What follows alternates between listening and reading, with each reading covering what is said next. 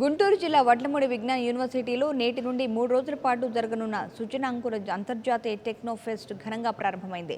ఈ ఫెస్ట్కు BrahMos aerospace private limited company మాజీ MD and CEO doctor A Sivadhan Pillai ముఖ్య అతిథిగా హాజరై ప్రారంభించారు. అలాగే షార్ వ్యవస్థాపక అధ్యక్షుడు డాక్టర్ ఎంవైఎస్ ప్రసాద్ కూడా పాల్గొన్నారు. వీరితో పాటు విజ్ఞాన విద్యా సంస్థల చైర్మన్ లావు రత్తయ్య కూడా పాల్గొన్నారు. ఈ సందర్భంగా భారత ప్రజలకు లావు రత్తయ్య 68వ గణతంత్ర దినోత్సవ శుభాకాంక్షలు తెలిపారు. గణతంత్ర దినోత్సవం నాడు ప్రారంభమైన ఈ ఫెస్టివల్ సాంకేతిక విద్యను అభ్యసిస్తున్న విద్యార్థులకు ఎంతో ఉపయోగమని అభిప్రాయపడ్డారు. దక్షిణ భారతదేశం నుండి పలు యూనివర్సిటీల నుండి 3 రోజుల పాటు సుమారు 70,000 మంది ఇంజనీరింగ్ విద్యార్థులు పాల్గొంటారని కూడా రత్తయ్య అన్నారు. Permission to use a Cray XMP computer which was given to the meteorological division. So he Vadlamudi విజ్ఞాన యూనివర్సిటీలో ఈ స్కిల్ డెవలప్మెంట్ కోసం ప్రాజెక్ట్ ఎగ్జిబిషన్స్ కాంపిటీషన్ కండక్ట్ చేస్తున్నాం. ఈ ప్రాజెక్ట్ ఎగ్జిబిషన్స్కి సుమారు 70-80 కాలేజీల నుంచి ఒక 20-30 యూనివర్సిటీల నుంచి ఈ ప్రాజెక్టులు తీసుకొచ్చారు.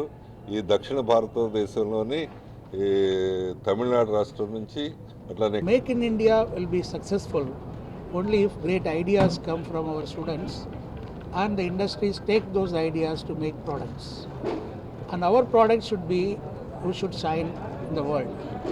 In a global world today, the best product, cost effective and produced in the industry, can only become successful.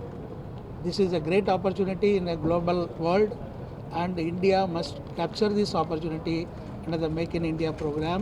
వీళ్ళందరూ వాళ్ళు చేసిన ఇంజనీరింగ్ ప్రాజెక్ట్స్ ఇక్కడ డిస్కస్ చేస్తారు, ప్రజెంట్ చేస్తారు. ఇన్నోవేషన్, కొత్త ఐడియాలని ప్రాజెక్ట్స్లోకి తీసుకురావడం ఎలాగా, ప్రోడక్ట్స్లోకి తీసుకురావడం ఎలాగా అన్న ఐడియా వస్తుంది. అది చాలా important.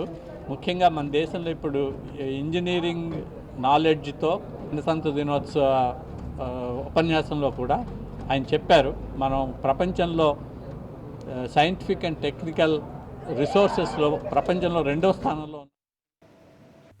For more updates please subscribe 99 TV Telugu.